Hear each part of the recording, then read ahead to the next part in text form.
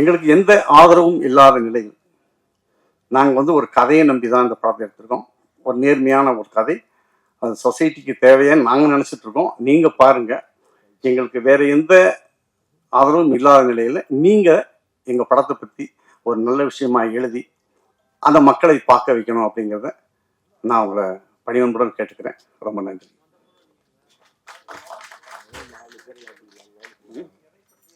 நான் எதுக்கு சினிமா அதை பற்றி சொல்லலை அப்படின்னா, எப்படி நீங்கள் பார்க்க போறீங்கன்னு அதுக்கான ஒரு லீடு கொடுக்க வேணாமேன்னு பார்த்தேன்.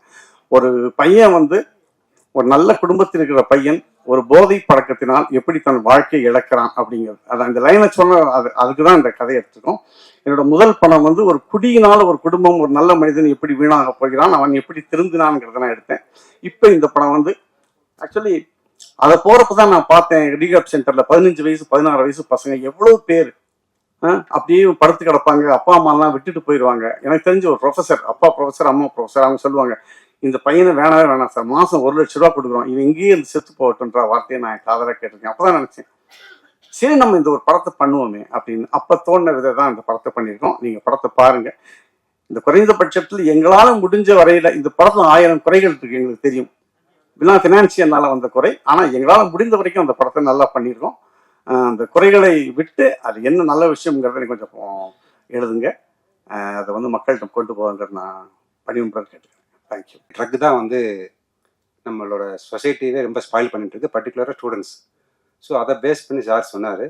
ஸோ நாங்கள் ஃபினான்ஷியலாக ஸ்ட்ரகிளில் நம்ம கடன் வாங்கல, இன்னும் படம் பண்ணல, சேஃப் ஜோனில் தான் படம் பண்ணோம். நல்லா தான் பண்ணியிருக்கோம். நீங்கள் பார்த்துட்டு மற்ற விஷயம் பேசலாம். இப்போது படத்தை பற்றி பூஸ்ட் பண்ணி பேச நல்லா இருக்காது. நீங்கள் பார்த்துட்டு உங்களுக்கு என்ன தோணுதோ நீங்கள் சொல்லுங்கள். நன்றி.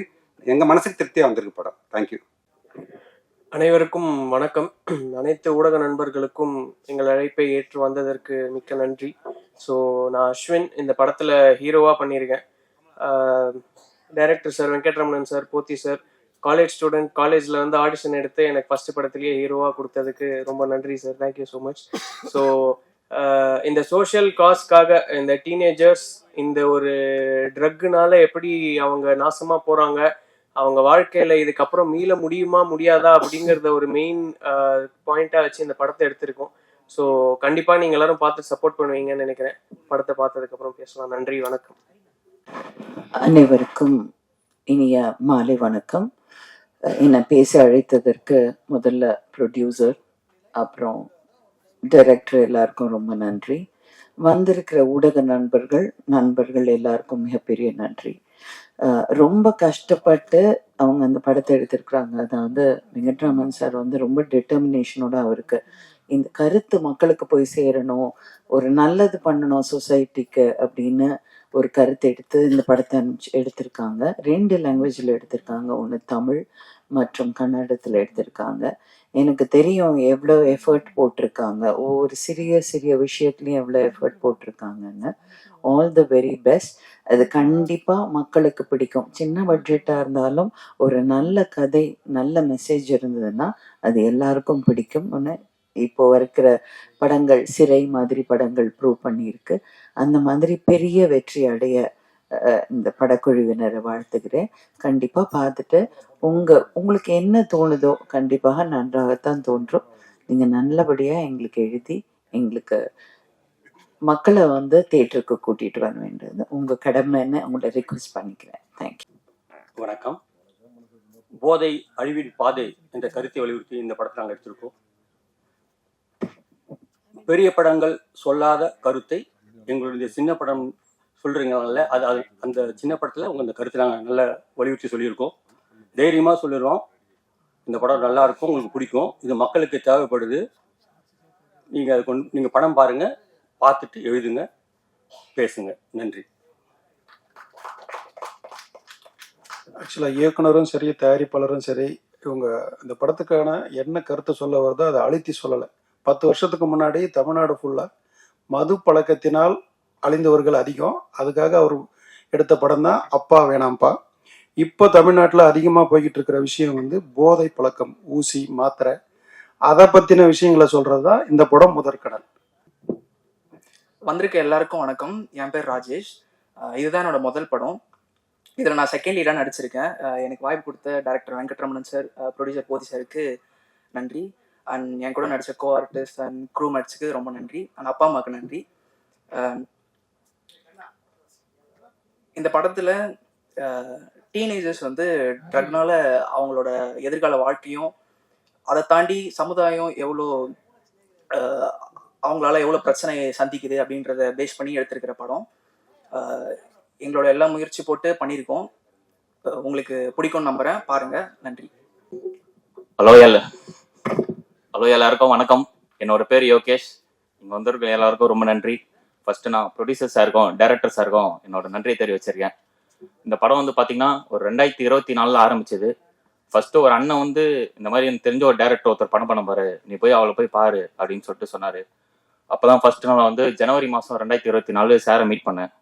போயிட்டு சரி அவர் பெருசாக எதுவும் கேட்கல, ஒரு சின்னதாக ஒரு வீடியோ ஒரு ஆடிஷன் மட்டும் பண்ண சொன்னார். ஓகே அதை பண்ணி முடிச்சுட்டு அவர் உடனே செலக்ட் பண்ணிட்டாரு.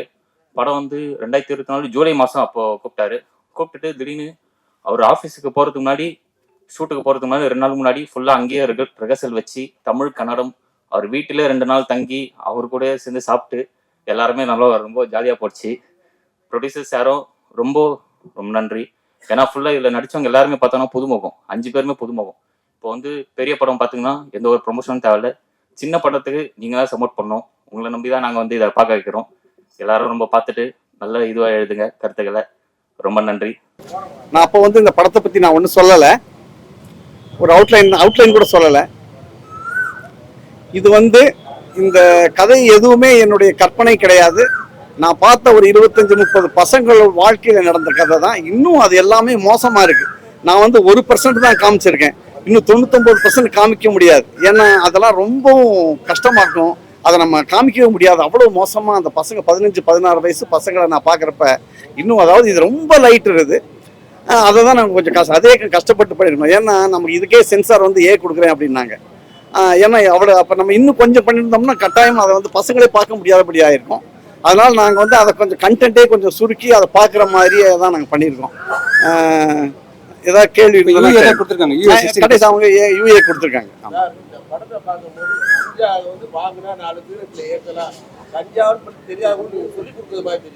அது இருக்கு சார். இப்போ என்னன்னா சார், அதை தாண்டி அதை குடிச்சா ரொம்ப மோசமா போவோம்னு தெரியுது இல்லை சார். நம்ம இது வந்து நான் பார்த்த வயதில் அந்த பசங்க 13 வயது பசங்களுக்கு தெரியுது சார்.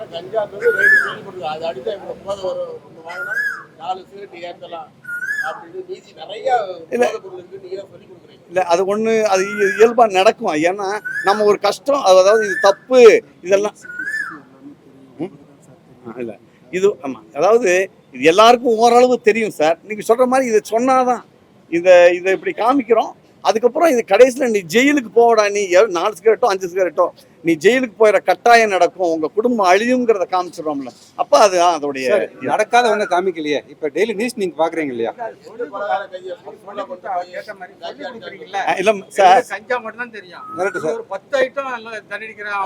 100 ஐட்டம் இருக்கு சார். 100 ஐட்டம் இருக்கு சார். அதாவது இயல்பா நடந்துகிட்டு இருக்கு, நமக்கு தெரியல. நான் பார்த்தேன், அதை சொல்றேன். நீங்க போலீஸ் ஹிஸ்டரி கேட்டீங்க, பார்க்காத கிடையாது. கேஸ் பாருங்க சார். அதான் இல்ல சார், நான் கடைசி இல்ல சார், நம்ம எது முக்கியமா இதை பண்ணிருக்கோம். நம்ம கடைசி என்ன சொல்றோம் சார்? இப்ப அது வந்து சினிமாட்டிக் சார். இப்ப என்ன நான் சொல்றது கேளுங்க சார். பசங்களுக்கு பயம் வரணும் இல்லையா? நமக்கு கஞ்சா அடிச்சது எல்லாமே நமக்கு வரணும், பசங்களுக்கு பயம் வரணும் இல்லையா? இங்க பாருங்களேன், இதுக்கு வந்து இது வந்து இயல்பான கதையில வர்றப்ப ஒரு முடிவு அவனை ஜெயில போட முடியாது. ஆனா இது ஒரு படிப்பனையா இருக்கணும் அப்படின்னா அவனை ஜெயில போட்டு நம்ம தண்டிக்கல. என்ன பண்றோம், அதை வந்து நீ போய் சொல்லுடான்னு நம்ம சொல்றோம். இதை வந்து அந்த விலங்குங்கிறது எப்படின்னா ஒரு பார்க்குறவங்களுக்கு நமக்கே பயமா இருக்கிறப்ப ஒரு பசங்க பார்த்து பயந்து ஐயோ செய்யக்கூடாதுன்னு தோணுங்கிற இட்ஸ் அ கிளைமேக்ஸ். அவ்வளவுதான் சார். அதுதான் சார். இல்ல ஜெயில போடல, ஜெயில் இல்ல. அதான் சார். இல்ல சார், ஜட்ஜி நினைச்சா கொடுக்கலாம் சார். ஜெயில் இல்ல சார். சரி, சரி சார். எபவ் 18 அவங்க. இல்ல சார், எபவ் 18 இல்ல சார். 17 வயசுல சார் முடிஞ்சிருச்சு. 18 வயசு தாண்டி வேண்டாம். 17ல ஆரம்பிச்சாங்க. அதுக்கப்புறம் சார் இது பாருங்க, அதெல்லாம் இயல்பு சார். இது என்னுடைய டைரக்டருக்காக நான் அதை என்ன செய்யறதோ ஒரு முடிவு கொடுத்துருக்கேன் சார். அதுல நீங்க சொல்ற மாதிரி பண்ணலாம் பண்ணிருக்கலாம்னு 1000 கருத்து இருக்கு. ஆனா ஒரு கேட்குறேன் சார் ஒரு நிமிஷம் என்னன்னா நம்ம ஒரு முடிவு சொல்றோம், இதை பார்த்தா நம்ம இதை பண்ணக்கூடாதுன்னு தெரிய வர்றதுக்கான ஒரு முடிவை நம்ம கொடுத்துருக்கோம். ஏன்னா எல்லா முடிவுலையும் 2 கருத்துக்கள் இருக்கு. இதை செய்யலாமா, சரி தூக்கு கொடுத்துருந்தா அப்ப தூக்கு கொடுக்கலாமான்னு அதுக்கு ஒன்று இருக்கு, வாழ வைக்கலாமான்னு அது இப்படிங்க வாழ வைக்கிறதுன்னு சொல்லுவோம், ஜெயிலுக்கு போனா எப்படிங்க ஜெயிலுக்கு போடுறதுங்கிற மாதிரி எல்லா விஷயத்துக்குமே 2 கருத்துக்கள் இருக்கு. அப்ப நீங்க சொல்ற மாதிரி இதுலயும் ஒரு கருத்து இருக்கு. இதெல்லாம் ஓகே. ஃபர்ஸ்ட் ஆஃப்ல ஒரு பையன் கஞ்சா அடிக்கிறாங்கிறது ஸ்கூல் வாத்தியாருக்கும் தெரியல, அப்பா அம்மாவுக்கும் தெரியல சார். என்னோட ஃப்ரெண்டு செல்விங்கிறது என் ஃப்ரெண்டுடைய அம்மா சார். அந்த பையன் தான் செத்து போனான் சார். அவங்களுக்கு தெரியாது சார். எங்க வீட்டுல ஒரு கொடி இருந்தா எங்க ஒய்ஃப்க்கு தெரியாது சார். உங்க வீட்டுல எப்படி சார் தெரியும்? உங்க வீடு ஒய்ஃப் கஞ்சா தெரியாது சார்.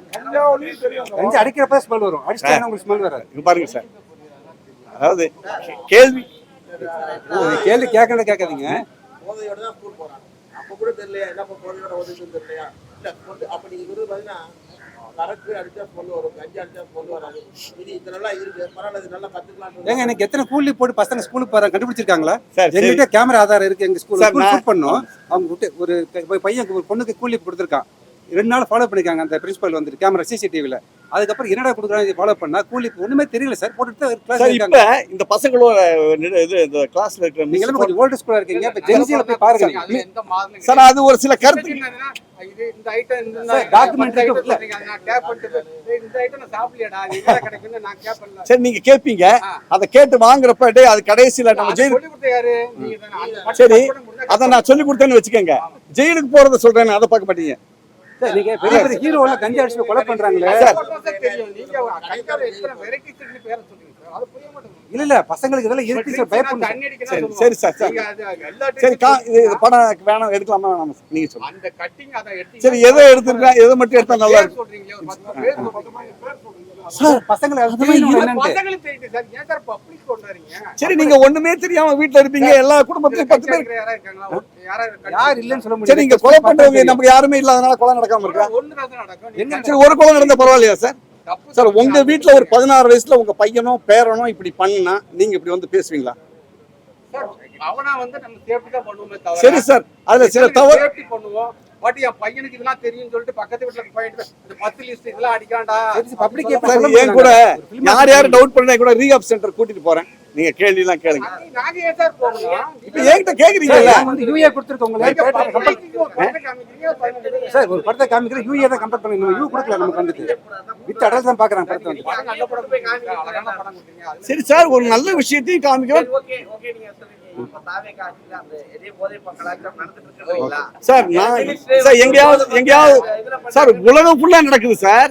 இங்க என்னமா தமிழ்நாட்டுல மட்டும் கஞ்சா கிடையாது சார். திமுக, அதிமுக, காங்கிரஸ், மோடி, சாரி எல்லா ஆட்சியிலையும் நடக்குது. அமெரிக்கால எல்லா ஆட்சியிலையும் நடக்குது. இது ஆட்சியை பத்தியான கதை கிடையாது. நாங்க எடுத்த 3 வருஷத்துக்கு முன்னாடி எந்த ஆட்சி இருந்துச்சு? இப்ப தாவேக்கா. அதனால வந்து எங்களோட விஷயம் நான் என்ன சொல்றேன், கடைசியில உலகத்தில் இருக்கும் எல்லாரும் சேர்ந்து இதை தடுப்பதற்கு முடிவு எடுக்க வேண்டும் சொல்றோமே தவிர தாவேக்கா கீவேக்காலாம் எனக்கு தெரியாது சார். என்ன ஆமா படம் பண்றீங்க, அந்த படம் பண்ணும்போது படம் பார்த்தவங்க நீங்க சொல்றீங்க படம் பார்த்துருந்தீங்க, படம் பார்த்தவங்க அந்த படம் பார்த்தவங்க பிடிக்காம நிப்பாட்டாங்களா? இல்ல சரி சார். அரசாங்கம் எல்லா கேன்சர் இன்ஸ்டிடியூட்லயும் போட்டு அதை பார்த்து தெரிஞ்சவங்க ரெக்கார்டு இருக்கு சார். அவரோட பழைய படம் ஆல்கஹால் படம் சார். இங்க பாருங்களேன் சார், ஆல்கஹால் படத்தை பார்த்து தெரிஞ்சவங்க ரெக்கார்டு இருக்கு சார். எங்க ஒரு மயிலாப்பூர்ல இருந்து ஒருத்தர் பேசினார் சார். அவர் என்ன சொல்றாரு, சார் என் பொண்ணு 15 வருஷமா என் கூட பேசல சார், என்னை ஒரு குடிகாரன் தான் நினைச்சிட்டு இருந்தாரு. நேற்று அந்த படத்தை நான் ஜிடிகே இன்ஸ்டியூட்ல பார்த்துட்டு எங்க அப்பாவுக்கு இந்த வியாதி இருக்குன்னு பேசினாரு. இதுக்காக நான் நீங்க கேட்டது வரைக்கும் நான் சொல்லல. ஒண்ணு நடக்கும் சார். நான் என்ன சார் நல்லா படிக்கணும்னு சொல்றோம், நீங்க கேட்டதெல்லாம் பார்த்து நல்லா படிச்சுட்டாங்களா? திருடக்கூடாதுன்னு சொல்றோம், நீங்க கேட்டதெல்லாம் திருடலாமான்னு என்ன சார்? நம்ம என்ன சார் வராது.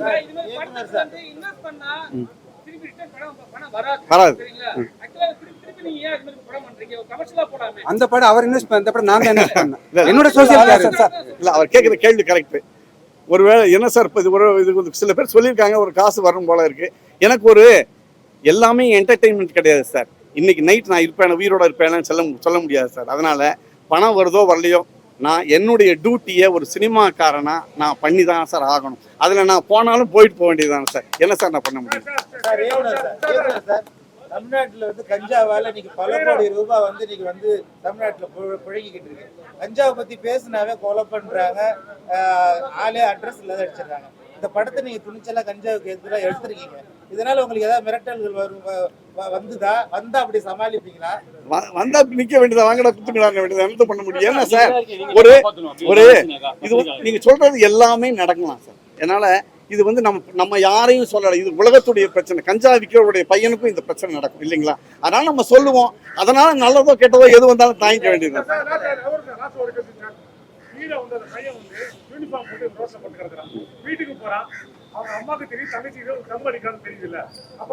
தெரியாது சார். ஏன் அதாவது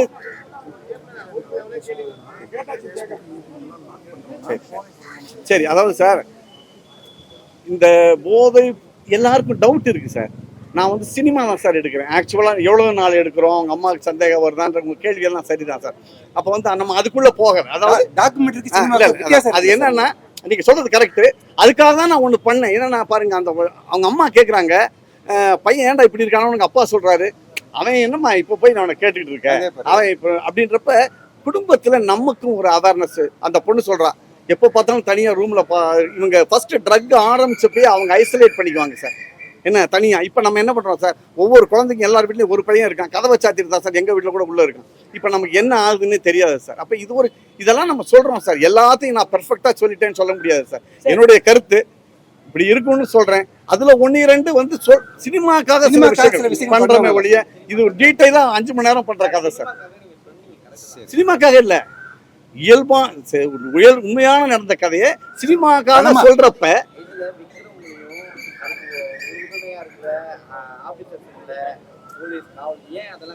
இல்ல சார், அது அடுத்த படம் கொஞ்சம் இருங்க. அது இல்ல சார், இது வந்து சார் இப்ப எல்லாம் திருடுறாங்க சார். நீ வீட்டை பூட்டிட்டா திருட மாட்டாங்க. இது என்னோட வெர்ஷன் என்ன சார். இதுக்கே 2 மணி நேரத்துக்கு 3 வருஷம் ஆயிப்போச்சு. எல்லாம் தொங்கி எனக்கு ஓப்பன் ஹார்ட் சர்ஜரி மாதிரி ஆயிப்போச்சு. அந்த வரைக்கும் வந்துருச்சு. அப்ப நான் இந்த கதையை எடுத்திருக்கேன். நீங்க சொல்ற கதை அடுத்த, ஏன்னா நமக்கு 2 மணி நேரத்துல என்ன சார் சொல்ல முடியும், அதை சொல்லிட்டு இருக்கேன். அதுல போனா இன்னும் நான் டீட்டெயிலா போகணும், யாரு எதுக்குன்னு. நீங்க இப்போ சார் கேட்டால அது மாதிரி அது வந்து இன்னும் ஒரு சீரியஸ், அது எனக்கு தெரியும். ஆனா யாரு விற்கிறா, என்ன பண்ற, உலகமே எல்லாம் நம்ம ஆட்களை விற்கிறாங்க. இப்ப நான் என்ன சொல்றேன், பாதிக்கப்பட்டவர்கள் பாயிண்ட் ஆஃப் சார்,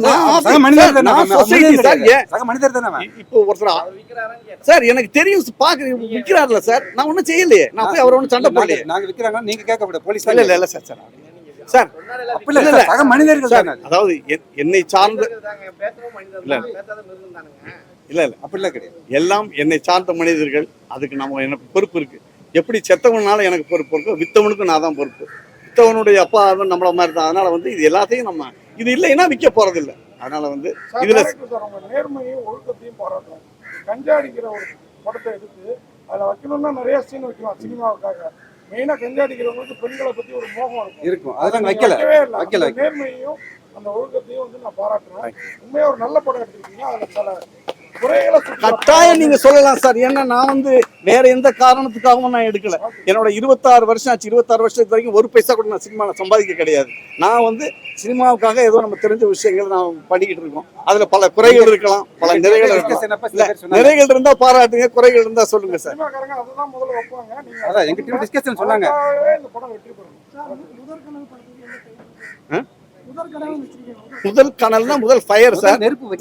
ஒரு பையன் வந்து அப்படி பொறுத்தி வைக்கிறப்ப அந்த முதல் கனல், அந்த நெருப்பு வந்து அவனோட வாழ்க்கையே கெடுக்குதுன்றது.